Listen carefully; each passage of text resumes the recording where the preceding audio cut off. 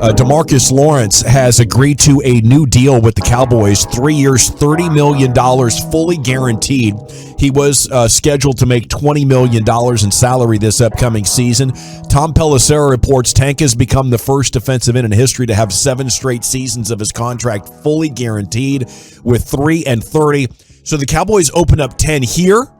They will get another 10 with the Lyle Collins move if they designate him with a post-June 1 release. So they could be back in the area of having $30 million of cap space even after the Michael Gallup extension, which could make things quite interesting for how they're looking to, remake the roster, reallocate assets, or maybe get Randy Gregory done as well. So this opens up a lot of interesting stuff. Exactly. I mean, that's the first thing we were thinking about. How does this impact Randy? I mean, Eric, you brought up, well, does that give you more doubt on Randy? For me, this is now getting your finances in order. You've opened up enough space. Now you can say, okay, Randy, here's what we can offer. Same thing with Jayron Kearse and some of their other free agents that they want to bring back. So I'm thrilled to keep Tank. I know some are out on DeMarcus Lawrence. I still think when you talk about all-around defensive ends, he's one of the best in the league. I get the sack totals are down, but, man, for this defense to continue to grow and improve, I think it's vital not only to bring him back, but to bring Randy back,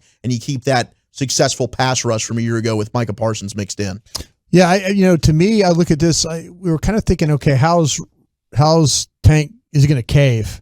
And I kind of feel like, well, maybe it's a cave, but he got guaranteed money. Yeah. So that's the whole thing about that. He was compensated for caving. He compensated for caving is what he did. So, yeah, the Cowboys creatively found a way to say, listen, we'll just guarantee you $30 million and you give us $10 million each year of the cap space and stuff like that, and we'll be just fine. So, yeah, I mean, I'm not going to lie, guys. I'm still worried about the Randy Gregory stuff. I am. I just kind of feel like, though, that there's somebody out there that's going to, and I don't know this, but I just this is the gut, and I hope I'm wrong about this because I know he wants to be here, but I wonder if the Cowboys are creating this money to try and keep him. Oh, I hope so. That's what I hope. I hope this is not trying to we'll we got something else in mind. He's got to be he's got to be priority one. He has right? To. Right? Yes. I love me some Jayron Kearse, but both of them. Yeah. So maybe this is a way that you get enough money where you get both of them back. I mean, but I'm scared. I'm just nervous because I kind of felt like that this thing was going to get done. Yeah, I just did, and now I think there's a little bit of doubt in Randy's mind right now as well. Denver. I don't know. I'm not going to give that guy at Denver any credit for breaking that story, or if that's the case. But I just think there's somebody out there, and because I kept talking to Gang of 7 guys, and this was the one that was perplexing to them. They're like, man, could he get? Yeah, he could get 8 to 10. Or he could get 6 to 8, and this is what the market, but heck, he could also get 11 to 12 or 11, they just couldn't find the sweet spot for him where he was, where he potentially could end up, or, how much that money was. They realized he's a really good football player, but they just couldn't figure out the money. And that was scary, I think, a little bit. Well, hopefully the Cowboys now have the resources to match an offer if a Denver does come in or something. Exactly, because a lot of people the feedback is, wait a minute, how can you keep both? Well, look, Tank is now making $10 million a year. He cut his salary. He was making $20 million a year. So the texts that are coming in like, what are they doing keeping Tank?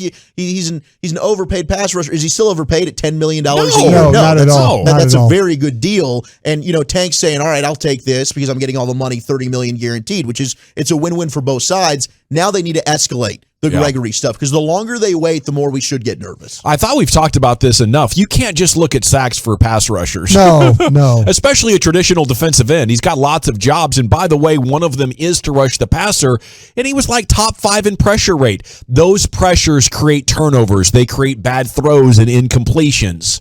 And I think if you're just looking at sacks, you're maybe doing a disservice to the players. But also, you if you're going to be an educated fan and be highly critical, you have to research how some of those secondary stats can really pay off for a defense. Amen. And now I feel like he's underpaid. Now I feel like at $10 million, you're getting a heck of a value for Tank, assuming that he remains healthy. And prior to this year, he played in all 16 games 4 years in a row. So I'm feeling better. I'm feeling better about the Cowboys and their ability to compete now in 2022. I'm so glad that the biggest Cowboys news of the day is not that McQuaid's coming back or McQueen or whatever the hell, the long snapper, because that was the only move on the docket. When you run through all these teams, everybody's throwing money around, big splashes. There's the Cowboys with the long snapper. Got the long re-sign. snapper, boys. Thank God they did this. Jake McQuaid. Yeah. Love the McQuaid family. It's a good bunch. I'm pulling for him to do great work. I think he did a hell of a job, but you're right, Chief.